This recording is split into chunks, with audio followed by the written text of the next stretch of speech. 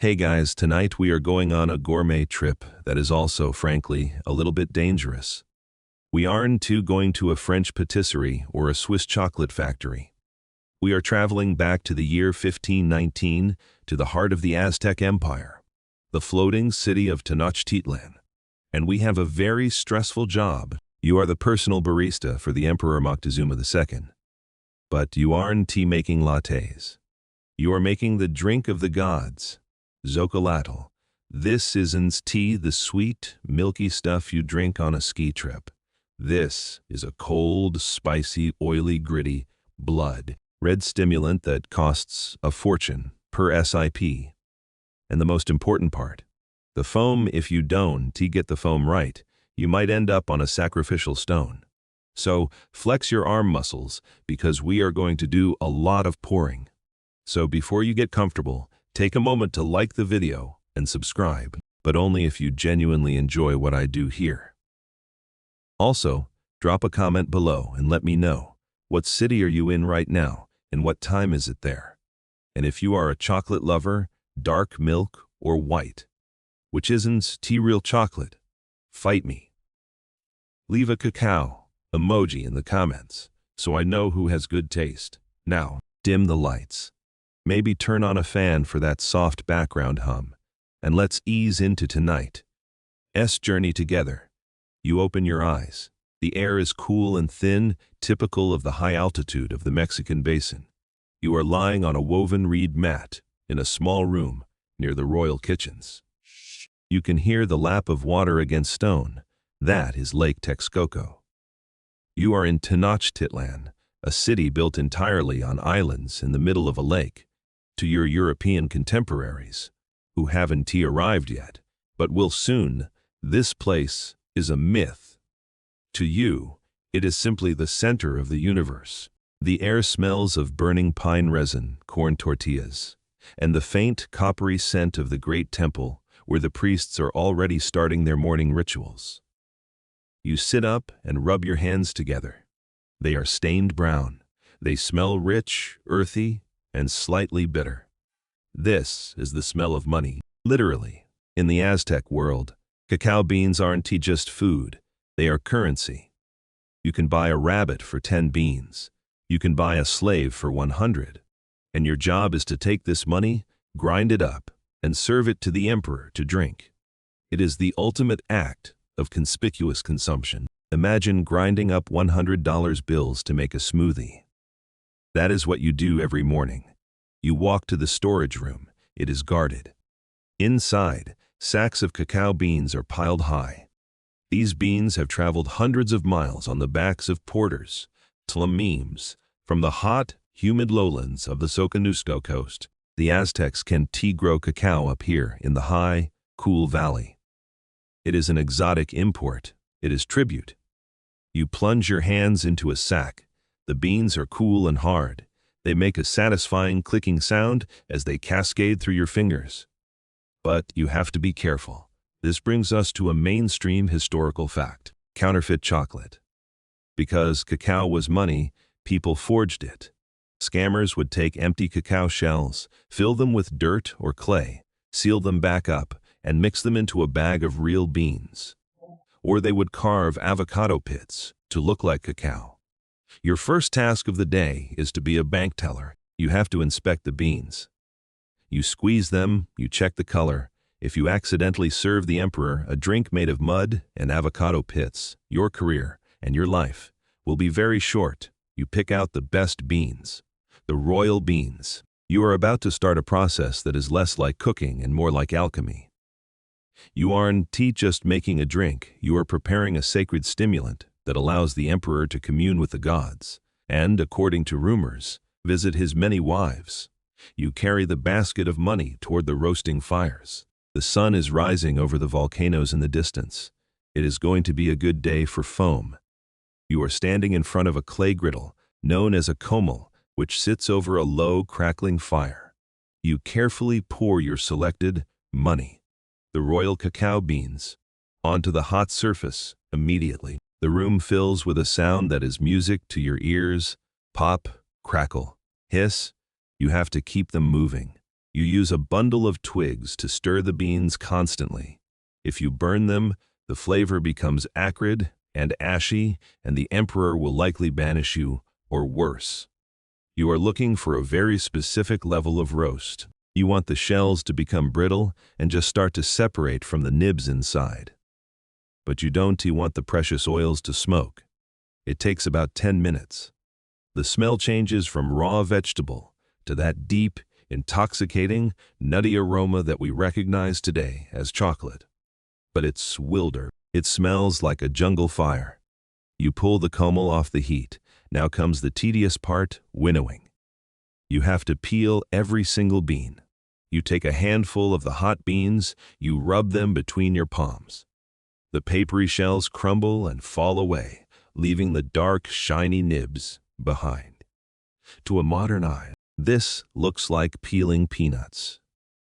To you, it is the first step in unlocking the magic. The shells aren't tea wasted, by the way. You save them to brew a tea for the servants. But the emperor gets the pure nibs now. You turn to face your workstation. It is tea a blender. It is tea a food processor. It is a beast of stone. This is the metate. It is a large rectangular slab of gray volcanic rock, standing on 3 stubby legs. It slopes downward like a slide.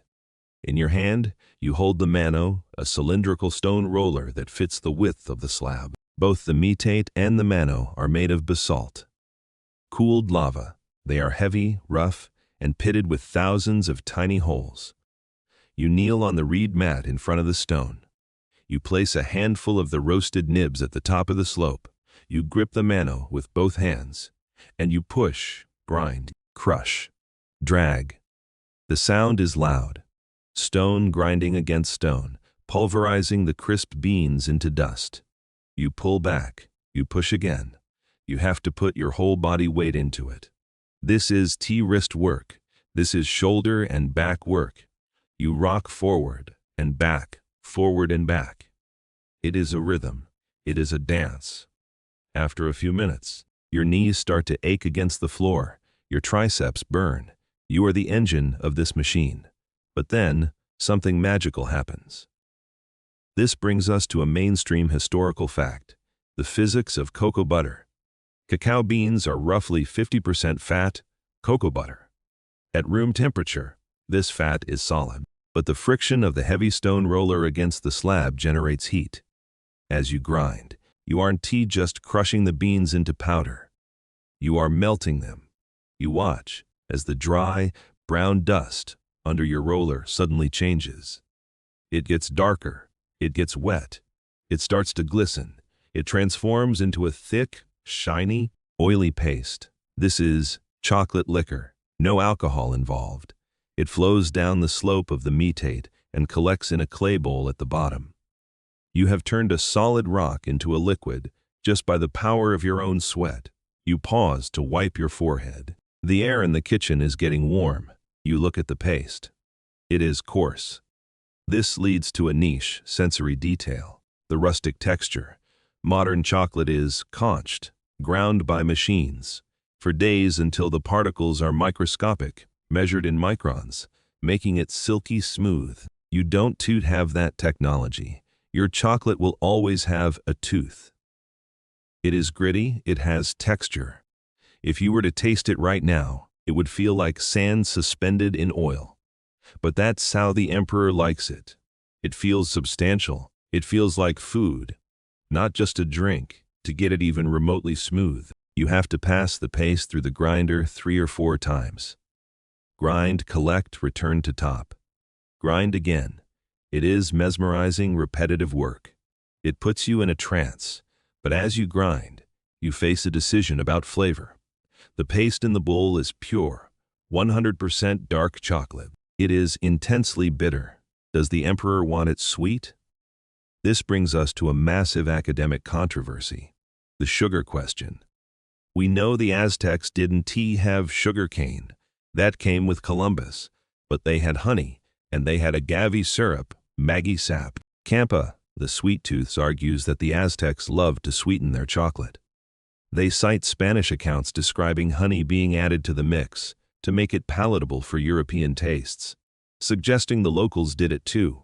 Camp B, the bitter purists, argues that for the Aztecs, the bitterness was the point. They believe the drink was consumed largely unsweetened, or perhaps savory. They argue that adding honey was a corruption introduced by the Spanish conquistadors, because they could handle the intense, earthy reality of the bean. Camp B points out that in Aztec philosophy, cacao was linked to blood and the heart. Blood is sweet, it is vital and iron-rich. Therefore, the drink should reflect that solemnity. You, the royal barista, probably take a middle ground. You reach for a small jar of agave syrup. You add just a drop, not to make it sweet like candy, but just to round off the sharpest edges of the bitterness. You want the emperor to be energized, not puckering his lips. You keep grinding. The pile of paste in the bowl grows. It is thick, dark, and glossy. Like obsidian mud, your back is screaming, your knees are numb, but you can stop. You have to grind enough for the whole court? No, thankfully, just for the emperor and his inner circle. But even 5 cups worth of paste requires an hour of brutal labor. You look at the metate.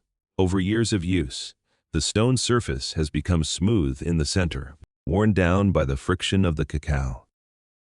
This stone is an heirloom. It was probably your mother's and her mother's. It holds the memory of 1,000,000 beans.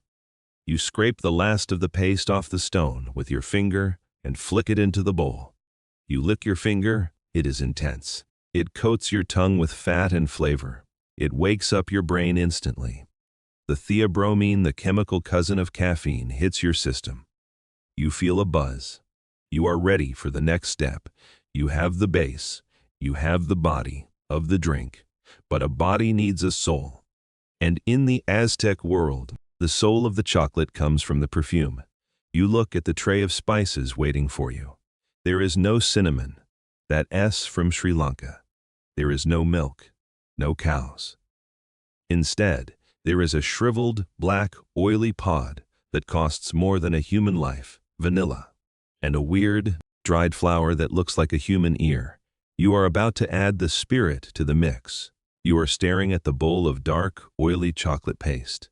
It is perfect, but it is incomplete. It is like a blank canvas waiting for paint. In the Aztec worldview, cacao is the vehicle, but the flavor is the message. You reach for a small, lacquered gourd container. Inside rests the most precious spice in the entire empire. It is a long, thin, black pod. It looks shriveled and dead. But when you slice it open with a small obsidian blade, the aroma hits you. It is sweet, floral, and incredibly complex. This is vanilla Xocolātl, literally, black flower. This brings us to a mainstream historical fact, the Totonac monopoly. Vanilla is an orchid. It is native to the humid forests of the Gulf Coast, specifically the region inhabited by the Totonac people. The Aztecs could grow it in the highlands. They conquered the Totonacs just to get it. This single pod you are holding is part of the annual tribute. The Totonacs were forced to send thousands of these pods to Tenochtitlan every year. You are holding the fruit of conquest. You scrape the tiny black seeds out of the pod and into the chocolate paste. You toss the pod in two, you'll strain it later. The smell of the vanilla mixes with the earthy cacao. It softens the bitterness. It adds a layer of sophistication. But Moctezuma doesn't just want nice, he wants complex. You reach for the next ingredient. This one is weird. It is a dried flower petal, but it is thick, curled, and has a strange, fleshy texture. It looks disturbingly like a human ear. This is Cymbopetalum penduliflorum, or as you call it, Xocolātl, great ear. This leads to a niche culinary secret. The lost spice. If you go to a supermarket today, you find this. It has largely disappeared from modern cuisine. But in 1519, this was the essential partner to chocolate. You grind the ear flour into the paste. It doesn't taste like a flour. It tastes spicy. It has a flavor profile similar to black pepper, but with a hint of nutmeg and resin. It adds a bite. It wakes up the back of your throat. European chroniclers later described it as acrid or aromatic, but they never really understood it.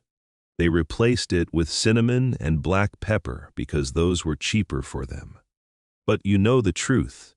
Without the great ear, the chocolate lacks depth, it lacks the mystery. And finally, the third flower, the string flower, Magnolia mexicana.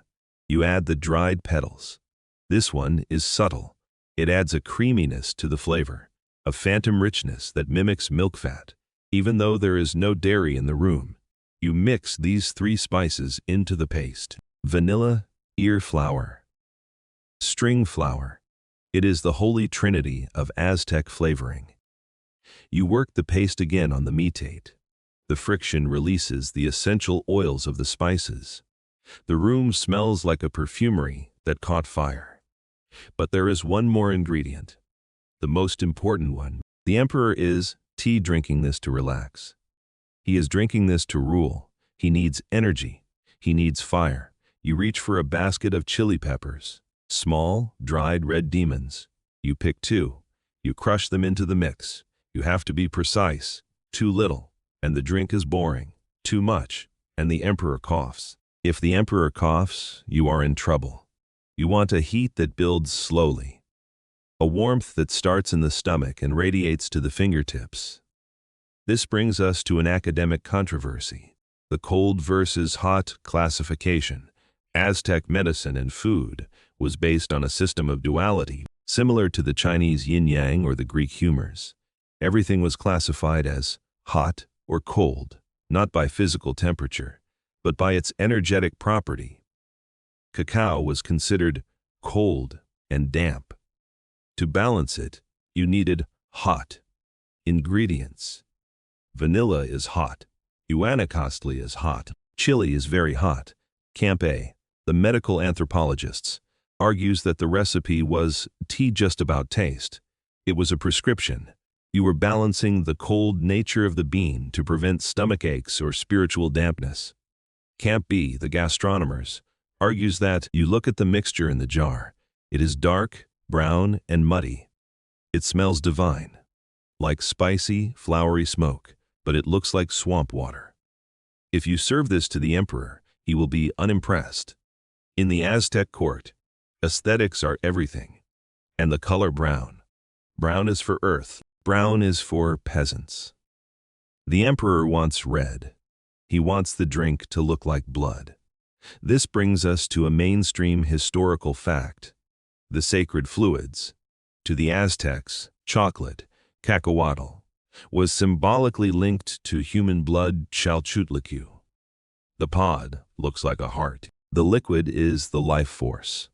In rituals, priests would sometimes wash the statues of gods with chocolate to simulate blood sacrifice without, always, killing someone.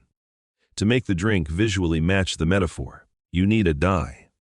You reach for a small pouch of bright, rusty red seeds, achiote, annatto. You crush them on the millstone. They release a vibrant, brick red pigment. You mix this red powder into the chocolate water. The transformation is instant. The muddy brown turns into a deep, rich, reddish ochre. It looks viscous.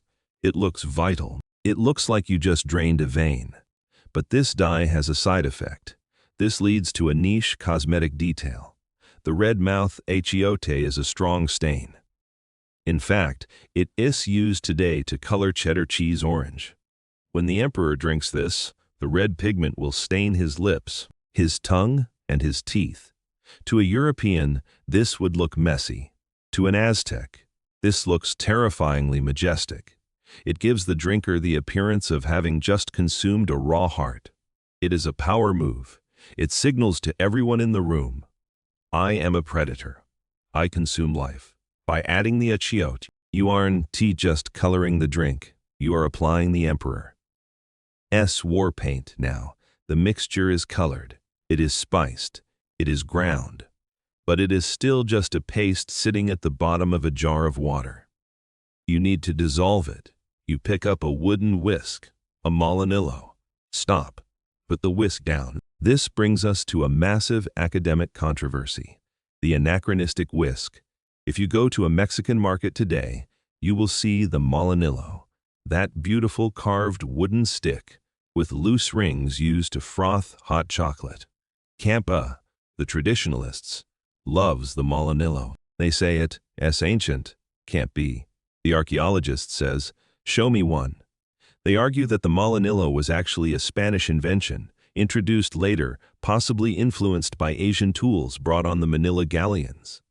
In 1519, there were no whisks in Tenochtitlan. So how do you mix it? You don't stir, you pour, and you do it with ice-cold water. You check the temperature of the water again. It is cold. European accounts, specifically from the conquistador, known as the Anonymous Conqueror, confirm this. They drink it cold, not hot. Later, the Spanish would heat it up, add milk, and turn it into the cozy bedtime drink we know. But the Aztecs, they wanted it refreshing. They lived in a hot climate or originated from one. They wanted a chilled energy drink. This creates a chemical challenge: cocoa butter. Fat hates cold water. It clumps. It creates a waxy film on your tongue. To force them to combine, you need kinetic energy. Violence. You clear a space on the floor. You place one large empty clay pot on the ground. You hold the pot full of the red, spicy, watery chocolate mixture in your hands. You stand up.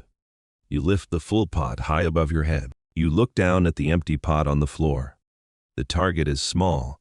If you miss, you spill the emperor's blood on the floor. That is a bad omen. You take a deep breath. You tilt the jar. Splash. A thick red stream of liquid plummets 4 feet down, crashing into the bottom jar. The sound is like a waterfall. Trippa, trippa, sheesh. The liquid hits the bottom with such force that it creates turbulence. It drags air down with it. You pour until the top jar is empty, then you swap.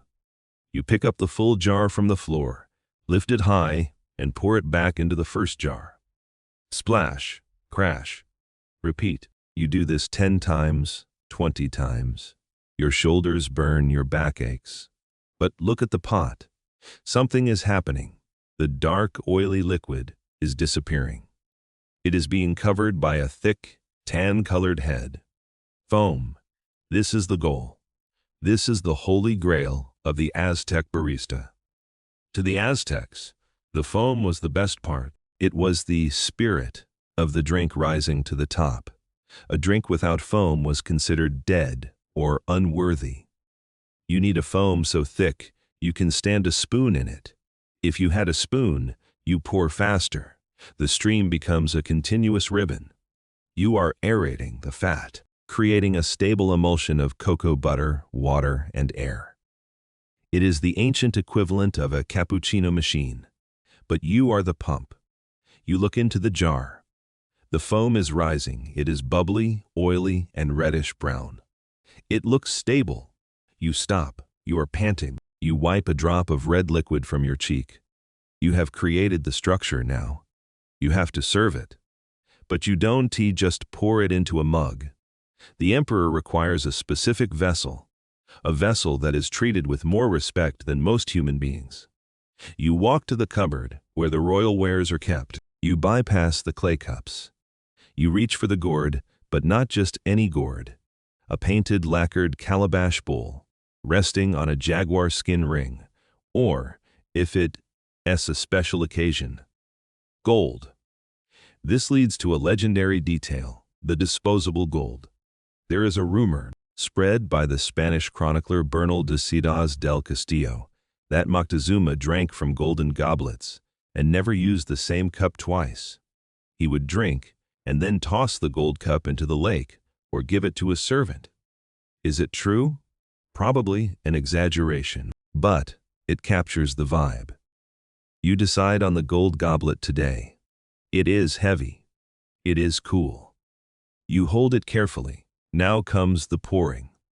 You have to pour the liquid in first, holding back the foam with your hand or a leaf. Then, You spoon the thick foam on top, like the head on a Guinness. It sits there, quivering. The contrast between the cold gold rim and the spicy, airy foam is perfection. You place the cup on a serving tray. You check yourself. Is your loincloth straight? Are your hands clean, except for the achiote stains? You are ready. You are about to walk into the throne room. You are about to meet the man who thinks he is the center of the world. And you have to remember the most important rule of the palace. Do not look him in the eye. You are walking down a long, cool corridor of stone. The noise of the kitchen, the grinding stones, the crackling fires, the gossip of the servants has faded away. In its place is a silence so heavy it feels like a physical weight pressing on your shoulders. You are holding the tray. On it sits the golden goblet, filled with the reddish-brown, frothy, spicy liquid. The foam is quivering slightly with every step you take. You have to walk perfectly. If you trip, you spill the drink. If you spill the drink, you ruin the carpet. Woven reed mats. If you ruin the mats, you offend the emperor. If you offend the emperor, well, let's just say the great temple is always looking for volunteers for the altar. You reach the entrance to the royal chambers. The guards stand there.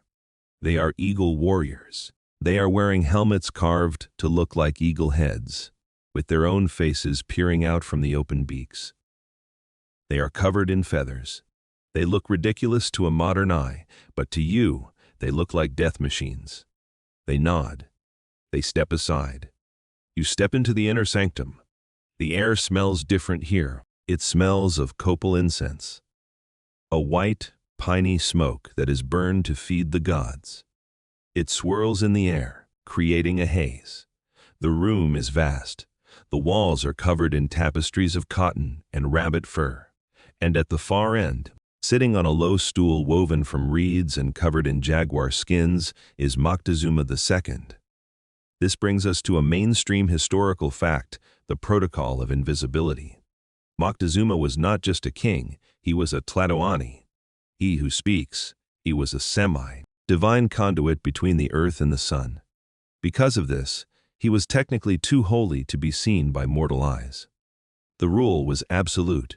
No one looks the emperor in the face. When you enter, you must lower your eyes to the floor. You must enter barefoot. Even nobles had to take off their sandals. You must drape a coarse cloak over your fine clothes to show humility. You are effectively entering the presence of a nuclear reactor. You have to shield yourself. You walk forward, eyes glued to the intricate patterns on the floor mats. You can feel him watching you, or maybe he isn't. You don't know, you can check. You reach the serving zone. You kneel, you place the tray on a low table. You back away, still looking at the floor. But Moctezuma doesn't just grab the cup and chug it. This leads to a niche, ritual detail, the wooden screen, before he eats or drinks. His attendants rush forward carrying a carved wooden screen, a bombo. They place it in front of him. Why? Because the act of eating is biological. It is human. The emperor must maintain the illusion that he is above such mundane needs. He eats in privacy, shielded from the gaze of his own court. You hear the rustle of the screen, you hear the clink of the gold cup being lifted, you hear slurping. It is a strange moment. The most powerful man in the Americas, the ruler of millions, is hiding behind a piece of wood, slurping foam like a toddler, because his dignity demands it. You wait. The screen is removed. The cup is empty. The emperor sighs. He looks energized. The theobromine is hitting his system. The chili is warming his blood. He signals for another. This brings us to a massive academic controversy. The 50 cups. Myth. The Spanish chronicler Bernal Diaz del Castillo wrote a famous account of this ritual. He claimed that Moctezuma drank 50 jars of this chocolate beverage every single day, and then he added a salacious detail. He claimed the emperor drank it for success with women. Basically, the Spanish painted Moctezuma as a chocoholic sex addict who needed 50 doses of liquid Viagra to satisfy his harem. Campa, the literalists, argues that, hey, maybe he did. He had many wives. He needed the energy. Camp B, the mistranslation theorists, argues that this is ridiculous. First, 50 cups of pure cacao and chili would kill a horse. The caffeine and theobromine toxicity would stop his heart.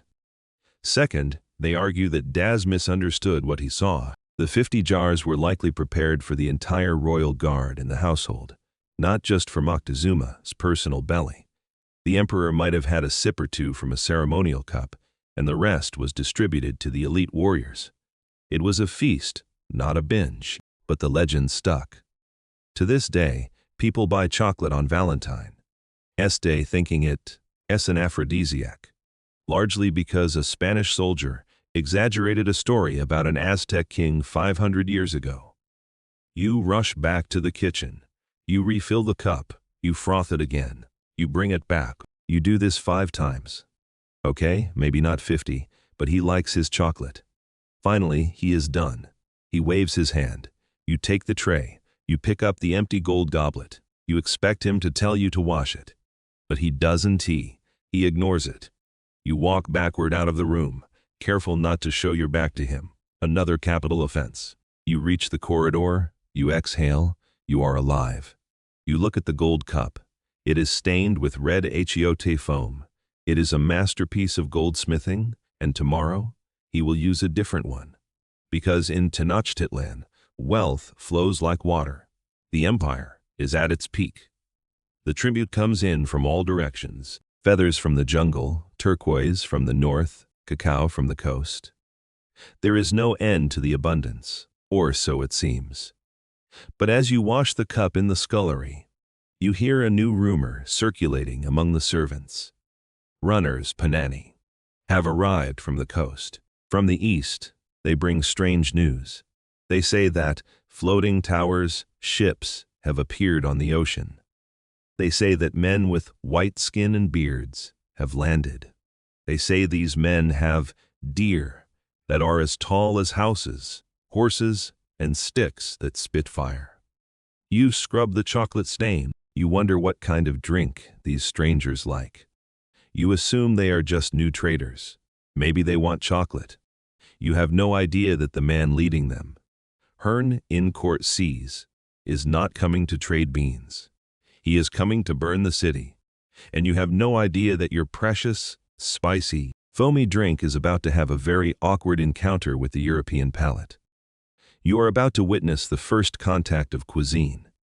And spoiler alert, the Spanish are going to hate it. At least, at first, you have escaped the suffocating silence of the throne room. You are back in the stone corridor, holding the tray with the empty gold cup.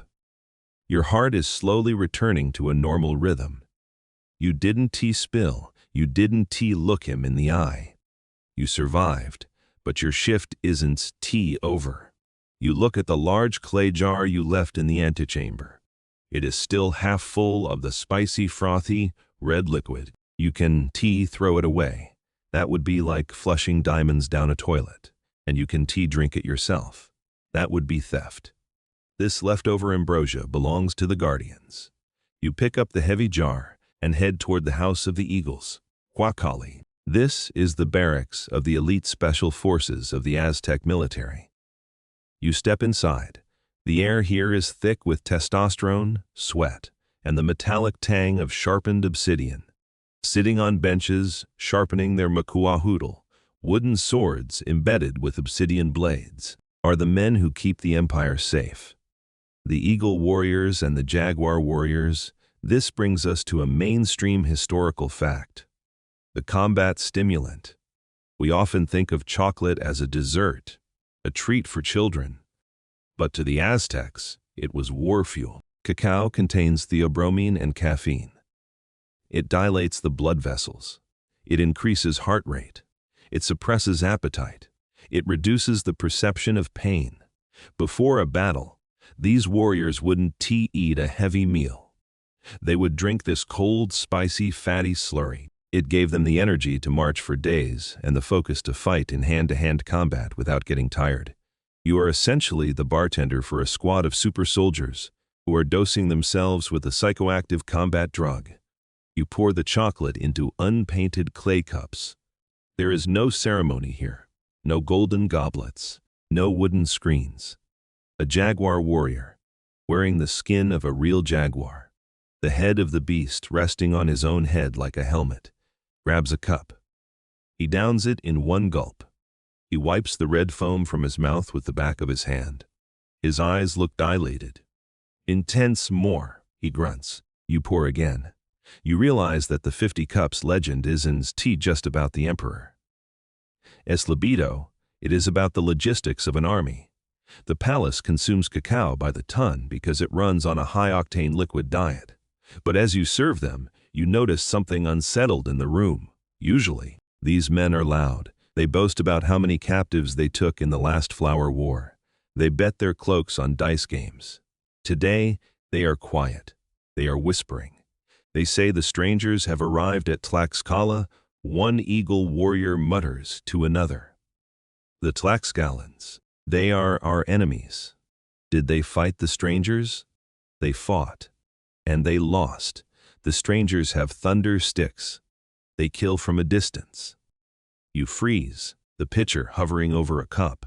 The Tlaxcalans are the fiercest fighters in the valley. They are the only ones who have successfully resisted the Aztec Empire for generations.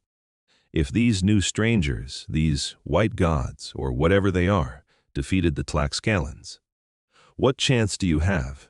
This leads to a niche, psychological atmosphere, the omen anxiety. The year 1519, or one read in the Aztec calendar, was not a happy time in Tenochtitlan even before the Spanish arrived. There had been omens, a comet in the sky, a fire in the temple that wouldn't go out, a bird with a mirror in its head. The city was on edge, the emperor was depressed, and now, the warriors, the toughest men in the world, look scared. They aren't drinking the chocolate to celebrate. They are drinking it to steady their nerves. The jaguar warrior looks at you. He sees you listening. "Pour," he barks. "If the gods are coming to kill us, I want to die with a full belly." You finish serving.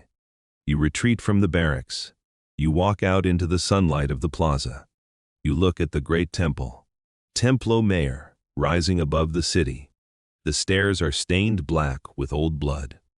For centuries, you have fed the sun with hearts to keep it moving across the sky. You have fed the emperor with chocolate to keep him ruling. You have fed the warriors to keep them fighting. It is a system of inputs and outputs. Blood in, sun out, cacao in, power out. But you have a sinking feeling that the system is about to break. You head back to the kitchen. You have to wash the tools. But as you scrub the metate stone, you hear a commotion at the causeway. The runners have returned. And this time, they didn't just bring news. They brought gifts from the strangers, and the emperor wants you to see them. Why?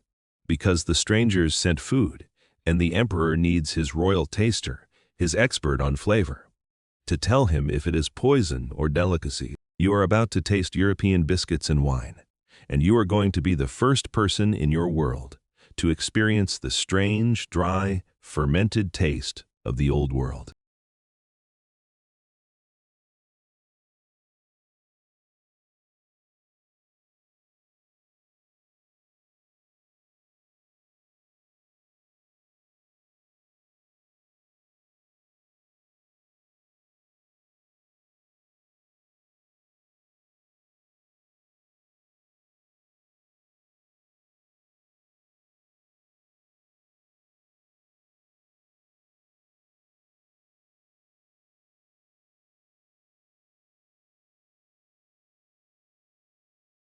You are standing in a small antechamber, surrounded by the nervous chatter of high priests and nobles.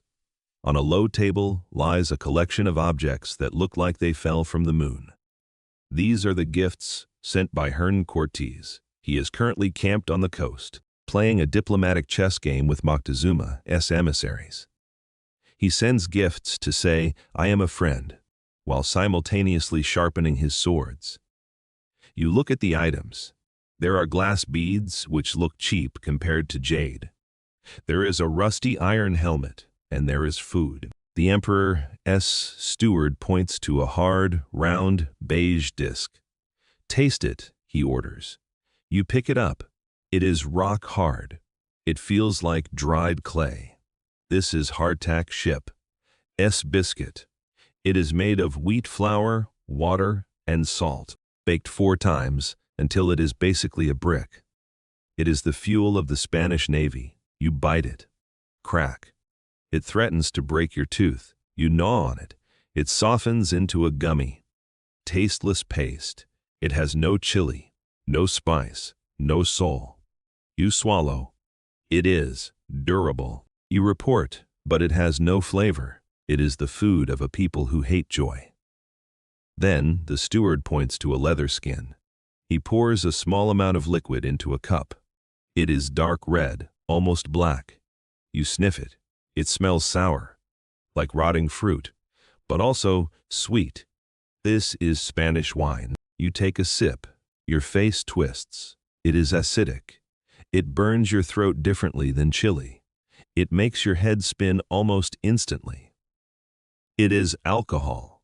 Now, the Aztecs had alcohol pulque, fermented agave sap. But pulque is thick, white, and sour like yogurt. This wine is thin and sharp. It is strong, you say, coughing. It tastes like old blood, mixed with honey. The nobles murmur, old blood. That fits the description of the white gods. This brings us to a massive academic controversy. The Xocolātl myth. Did Moctezuma really think Cortez was the god Quetzalcoatl returning? Camp A, the traditional narrative, says yes. The Aztecs were paralyzed by religious awe. They thought the Spanish were divine beings fulfilling a prophecy. Camp B, the revisionists, argues that this is Spanish propaganda. They say Moctezuma was an idiot.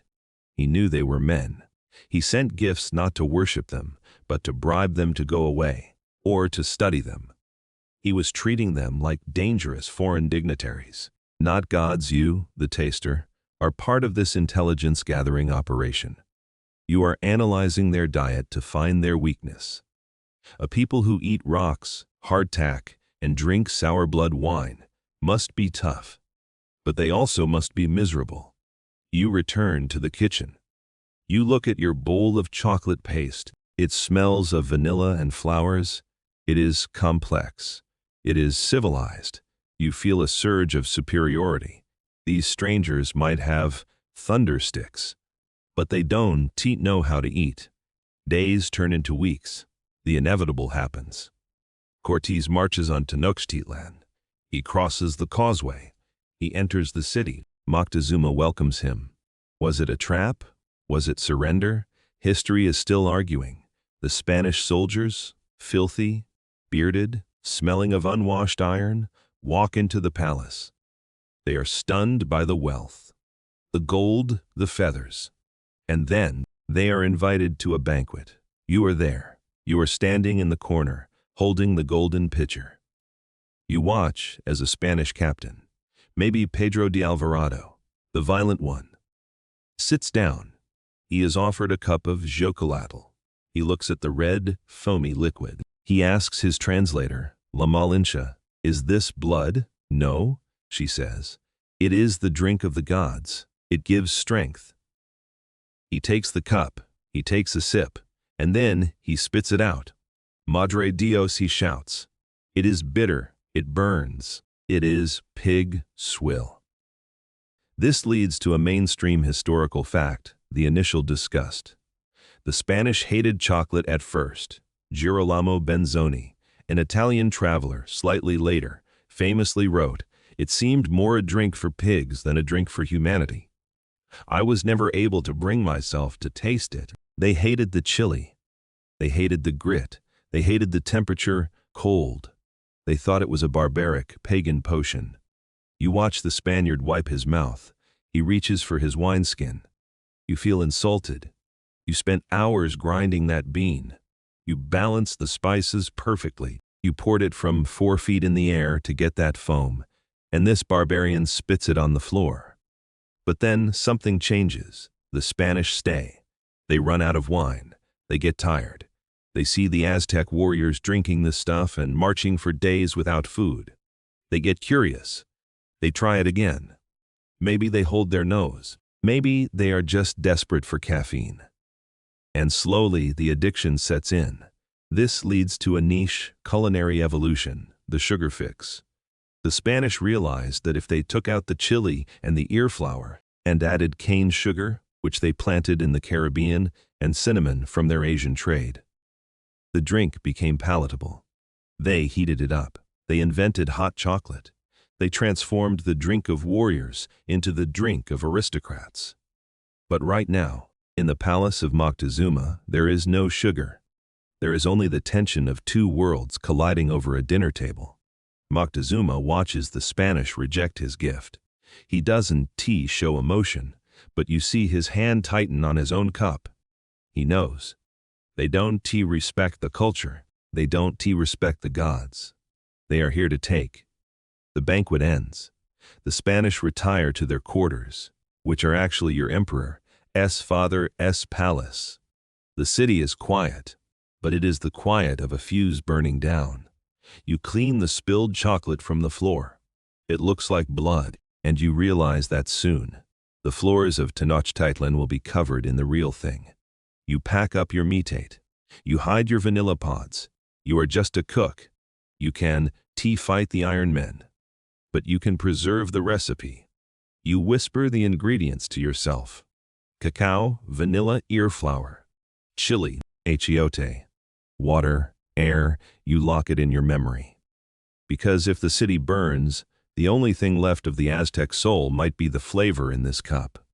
The banquet is over, but the strangers haven't left. They have moved into the palace of Xocolātl, your emperor's father.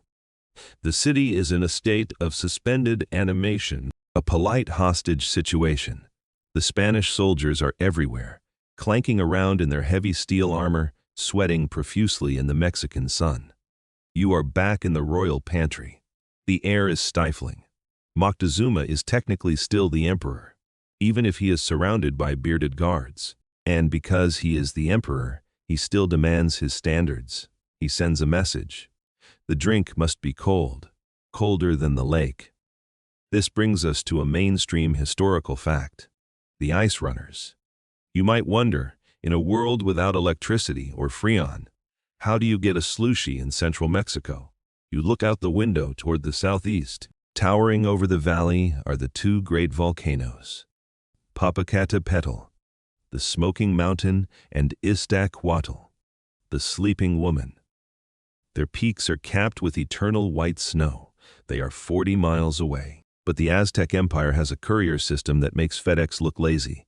Runners, Panani, stationed in relay teams, sprint up the volcano, pack snow into woven baskets lined with dry straw and fur, and sprint back down.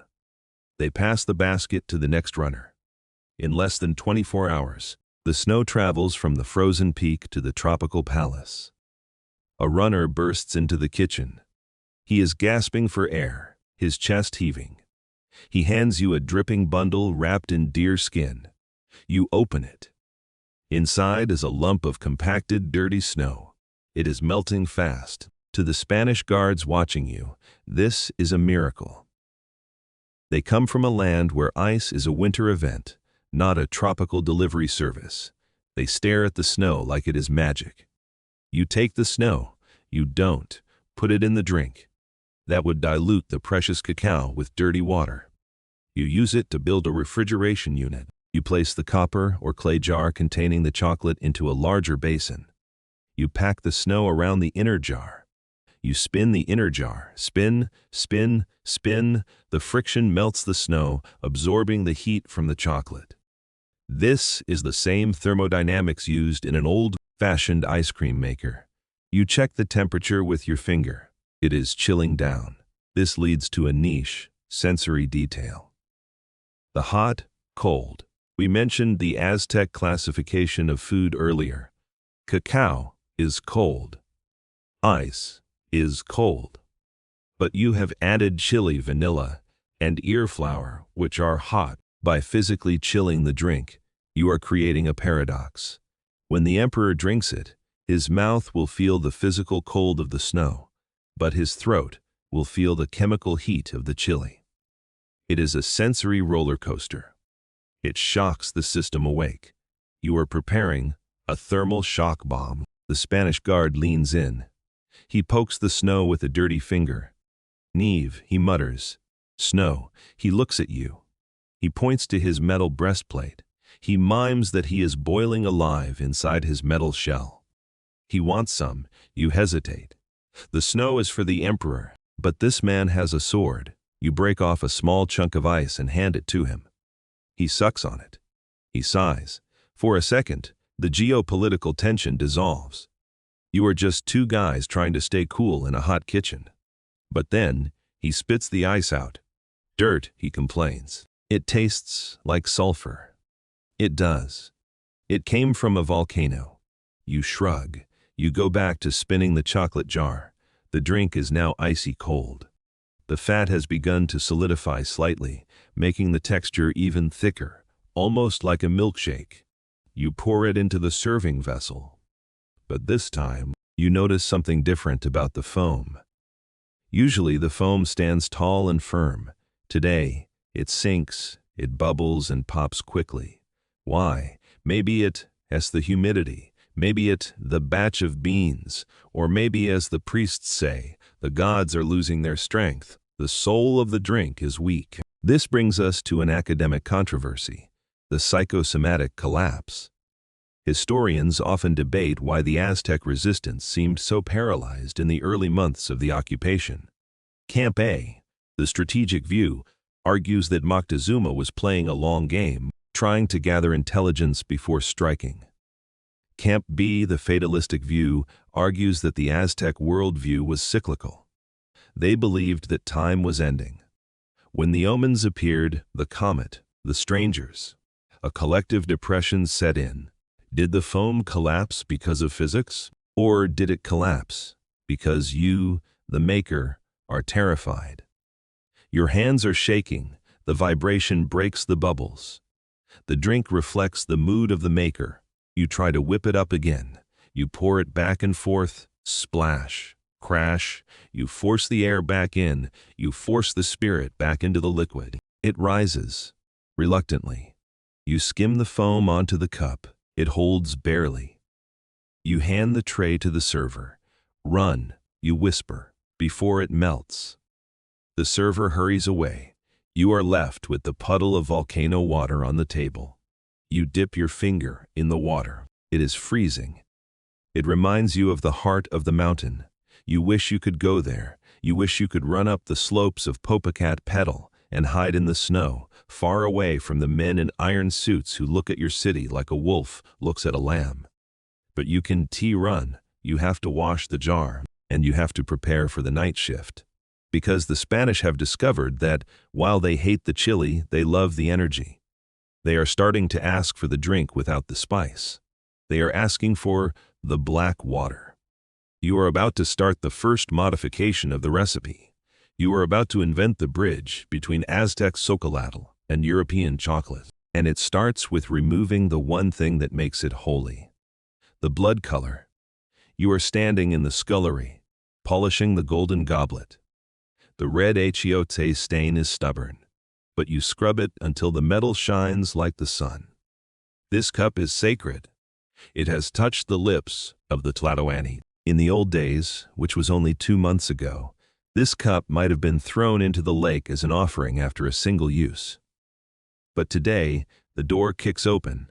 A Spanish soldier enters. He is wearing a steel breastplate that smells of rust and old sweat. He has a beard that looks like a bird's nest. He sees the cup in your hand. His eyes go wide. Oro, he whispers, gold.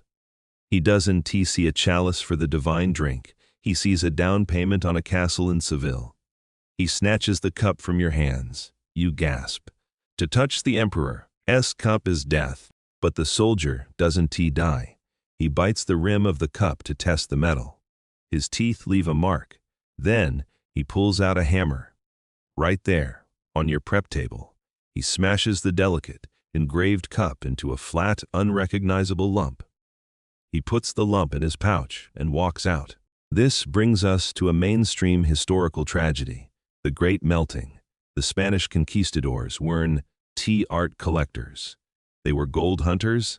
They melted down thousands of years of Aztec goldsmithing, intricate masks, jewelry, calendars, and cups into standardized bullion bars, ingots, for easier transport. The artistic heritage of a civilization was erased to balance the books of the Spanish crown. To them, the value was in the weight of the metal. To you, the value was in the craft. You look at the empty spot on the table. The vessel is gone, but the soldier left something behind. He knocked over a basket of cacao beans. The beans, the money of your people, are scattered on the floor, trampled under his muddy boots. He didn't even look at them. This leads to a niche, economic clash, the two currencies. You are witnessing a collision of value systems. For the Aztecs, gold was the excrement of the gods, Xocolātl. It was pretty, spiritual, and useful for decoration, but you couldn't eat it. It wasn't money. Money was cacao. Money was cotton. Money was jade. For the Spanish, gold was the only thing that mattered. You kneel on the floor and frantically start picking up the beans. You are saving the cash while the invaders steal the wallpaper. It is a surreal moment of economic dissonance. You are crawling around saving pennies while a man walks away with a fortune that you consider merely decorative. You gather the beans. You wash them. But your hands are shaking.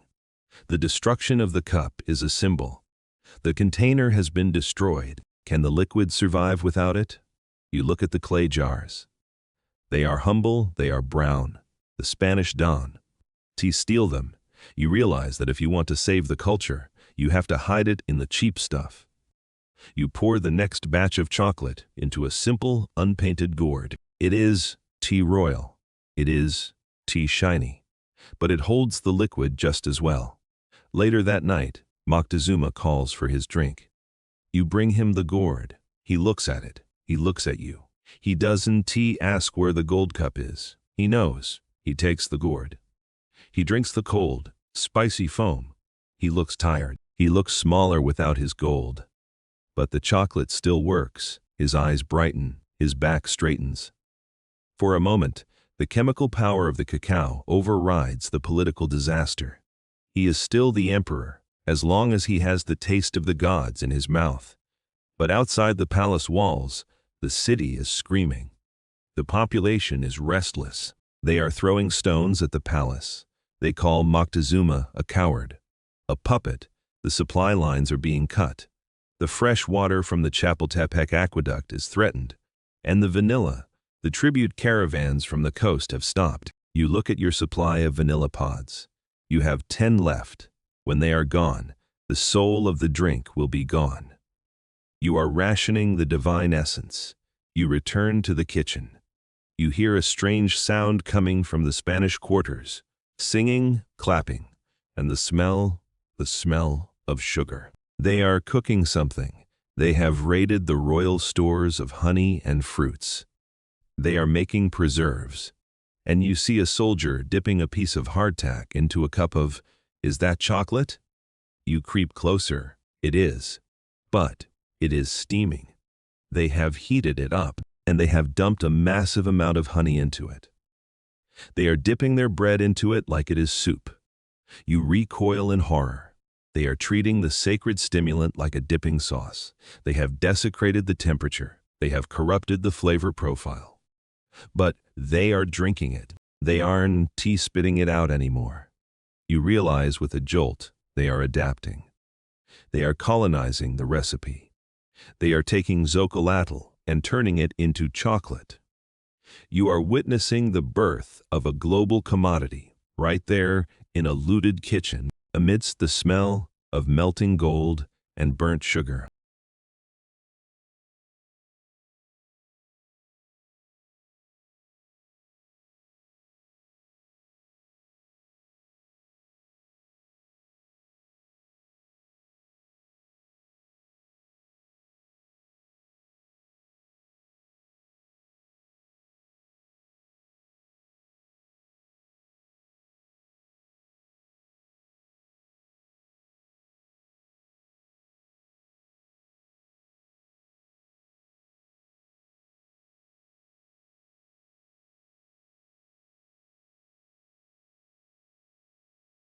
You are standing on the edge of the kitchen terrace, looking out over the city.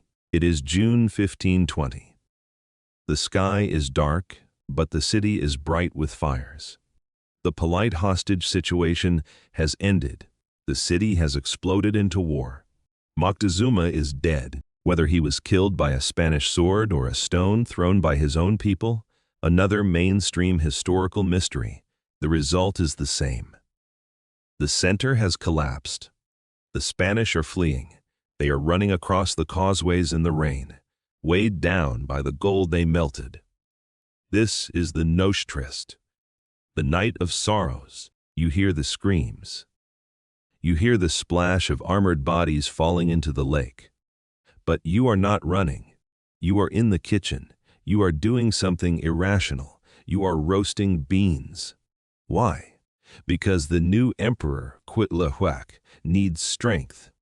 He is leading the resistance. He needs the Xocolātl. The palace is under siege, but the barista must work. You pour the beans onto the comal pop.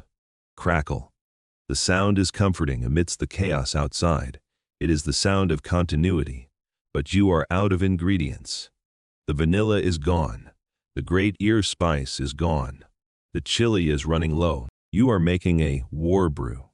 Pure cacao water. A pinch of chili. It is bitter. It is harsh. It is black. You don't add the achiote. There is enough real blood on the streets. You don't need the symbolic kind anymore. This brings us to a niche. Medical reality, the smallpox variable. While you are grinding the beans, you feel hot. Your skin itches. You look at your arm. There is a pockmark. The Spanish left something behind that is far deadlier than their swords. Smallpox, Xocolātl. It is sweeping through the city. It kills the Emperor Xocolātl after only 80 days. It kills the farmers. It kills the porters. The supply chain is broken forever. The tribute system that brought you the beans from the coast has collapsed. You are grinding the last sack of royal beans in the history of the Aztec Empire. You pour the drink. There is no ice. The runners are dead or fighting. The drink is lukewarm. You bring it to the war council. The warriors are gaunt. Their skins are spotted with the sickness. They drink the bitter, warm sludge. It doesn't taste like the gods anymore. It tastes like survival. Fast forward 1 year, August 1521. The city has fallen. Tenochtitlan is a smoking ruin. The canals are filled with rubble. You are a survivor. You are walking through the wreckage of the marketplace. A Spanish friar stops you. He sees your hands, stained brown from years of handling cacao. You, he says, you know the bean. I know the bean, you reply. Good, he says. Come, the captain wants his morning cup. You are hired, or rather, enslaved. You are now the barista for the new regime. You walk into the new kitchen, built on top of the old temple stones. You see the ingredients they have brought. Cane sugar, cinnamon milk. From the cows they brought, almonds. The friar hands you a whisk, a real one. A molinillo carved from wood. Make it frothy, he commands. But make it sweet. We are not savages. You look at the sugar. You look at the milk. You start to grind the cacao. You mix it with the hot milk. You add the sugar. You add the cinnamon. You whisk it. Whir. The foam rises. It is lighter. It is paler. It smells cozy. It doesn't smell like a jungle fire. It smells like a bakery. You taste it. It is delicious. You can deny it. It is rich, sweet, and comforting. But it isn't Xocolātl. It doesn't wake up your spirit.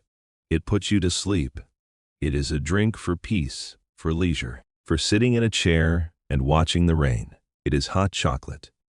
You serve it to the Spaniard. He smiles. Perfecto. You walk out of the kitchen. You walk down to the edge of the lake. You have a single cacao bean in your pocket, one of the old ones, a raw, unroasted bean. You dig a hole in the mud. You bury it, not to grow a tree. It's too cold here. But as an offering a final deposit in the bank of the old gods. You whisper the old prayer, heart of the earth, drink this. The Aztec Empire is gone, the gold is gone, but the flavor has conquered the conquerors. They will take this drink back to Spain, then to France, then to the world. People in Vienna, Paris, and London will drink it. They will add marshmallows, they will add whipped cream, they will forget the blood and the chili. But every time they take a sip, every time they feel that rush of theobromine hitting their brain, they are bowing to Moctezuma. You wash your hands in the lake. The brown stain fades. You are no longer the royal cupbearer. You are just a cook in New Spain. But you know the secret. You know that the real gold wasn't teeth of metal. It was the foam. You are standing in the colonial kitchen of a wealthy Spanish hacienda. It is 1530. Tenochtitlan is now Mexico City. The lake is being drained. The temples are being dismantled to build cathedrals. The friar is back. He is frustrated. He loves the chocolate, but he hates the pouring. He tries to do the Aztec waterfall, lifting the pitcher high and pouring it into the pot to create foam, but he is clumsy. He is wearing heavy wool robes. Splash. He misses. Hot, sticky, sugary chocolate sprays all over the table and onto his habit. Devil, take this, he shouts. There must be a better way to make the bubbles. This brings us to a mainstream historical invention, the molinillo. You look at a piece of wood. You look at the pot. You realize that if you can use gravity pouring, you need friction. You take a stick. You carve rings into the bottom. You leave them loose so they rattle. You place the stick between your palms. You rub your hands back and forth rapidly. Whir. The stick spins. The loose rings beat the liquid. The turbulence creates air pockets. Foam rises. You hand the stick to the friar. He tries it. He smiles. Ingenious, he says.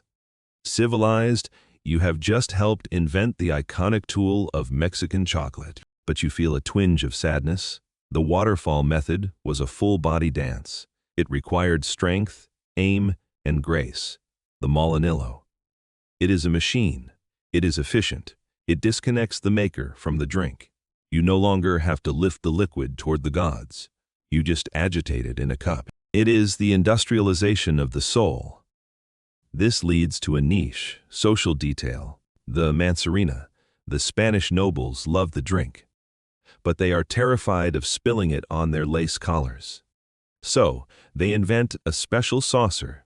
It has a built-in clamp, or a deep well to hold the cup. The Jacara steady. They call it the manzarina, named after the viceroy of Mansura. You look at these fancy porcelain contraptions. You remember the jaguar warriors drinking from rough clay cups, wiping foam on their arms. Now, chocolate is being served on silver platters to ladies in corsets who are afraid of a stain. The wildness has been tamed. The wolf has become a lapdog. You grind the cinnamon. You spin the molinillo. The kitchen smells of sugar and spice. It is a good smell, but it is a tame smell. You miss the blood. You miss the chili. You miss the fear. You are an old man now. Your hair is white. Your back is bent from a lifetime of leaning over the meatate. You are no longer the royal barista. You are just old Tlaca, the man who knows the beans. You are walking through the market of Mexico City. It is unrecognizable. There are horses, pigs, and wheels everywhere. But in the shadows, behind the stalls selling Spanish bread, you see something familiar. A woman is grinding chilies. She is grinding cacao. But she is making a drink. She is making a sauce. This brings us to the survival of the ancient recipe, mole. When the Spanish took the chocolate drink and filled it with sugar and milk, the old way, the savory, spicy, complex mixture, didn't die. It just changed state. It went from a liquid to a solid or semi-solid. The nuns in the convents, specifically in Puebla, claim they invented mole poblano. They say they mix chocolate with chili and spices to serve over turkey for a bishop. But you know the truth. You taste the sauce. It hits your tongue. It is bitter. It is spicy. It has the great ear flower. It has the achiote. It is the emperor's drink, thickened with tortillas and served on a plate. Campa, the Spanish fusionists, argues mole is the perfect blend of old and new worlds, chicken to pork from Spain. Xocolātl from Mexico. Camp B, the indigenous rooters, argues that mole is just a subversive act of culinary preservation. The indigenous cooks couldn't serve the pagan blood drink anymore. So they hid the recipe in the dinner. They poured the sacred stimulant over the Spanish chicken. They forced the conquerors to eat the Aztec gods without knowing it. You buy a clay pot of the dark, reddish, brown sauce. You dip a tortilla in it. You close your eyes. The heat of the chili warms your throat. The bitterness of the cacao coats your tongue. For a second, the cathedral bells stop ringing. The horses disappear. You are back in the cool stone corridor. The foam is rising. The gold cup is heavy in your hand. The emperor is waiting. The flavor is a time machine. You smile. They conquered the city. They burned the books. They smashed the idols. But they could kill the flavor. You swallow. The gods are still here. They are just hiding in the kitchen. The market is closing. The sun is setting over the mountains, turning the smoke of the city into a haze of purple and gray. You walk back to your small quarters near the canal. You enter your room. It is simple. A sleeping mat, a small shrine to the Virgin Mary, with a small jade idol hidden behind her, and your tools. In the corner sits your metate, the volcanic stone slab. It is worn down in the center, shaped like a saddle by decades of friction. This stone has ground beans for Moctezuma. It has ground beans for courtesans. It has ground beans for the viceroys. It is the only witness that has seen it all. You pour a basin of water. You kneel. It is time for the final ritual of the day, the same ritual you performed when you were young, before the ships came, washing the hands. You dip your hands into the cool water. You scrub. The brown stain of the cacao lifts from your skin. The red stain of the achiote fades. The water turns murky. But the smell stays. Cocoa butter is a stubborn fat. It sinks into the pores. You lift your hands to your face. You inhale. It is there, the faint, earthy, roasted scent of the jungle. It is the smell of wealth. It is the smell of memory. You realize that you are a vessel, just like the clay pot. You carried the secret across the bridge of time. You taught the Spanish how to grind. You taught them how to froth, even if they cheated with the stick. You ensured that the bean did not go extinct. You dry your hands on a rough cloth. You look out the window. The stars are coming out. The Aztecs believed the stars were the eyes of the night demons, Zitzamim. The Spanish believe they are the lights of heaven. You don't know who is right anymore, but you know that tomorrow someone in Paris or Rome or London is going to wake up and crave a cup of chocolate. They want to know your name. They want to know about the chili or the ear flower. But they will drink, and in that sip, the Aztec Empire lives on. You blow out the candle. The room goes dark. The stone metate sits in the corner, cold and silent, waiting for the morning. The work is done.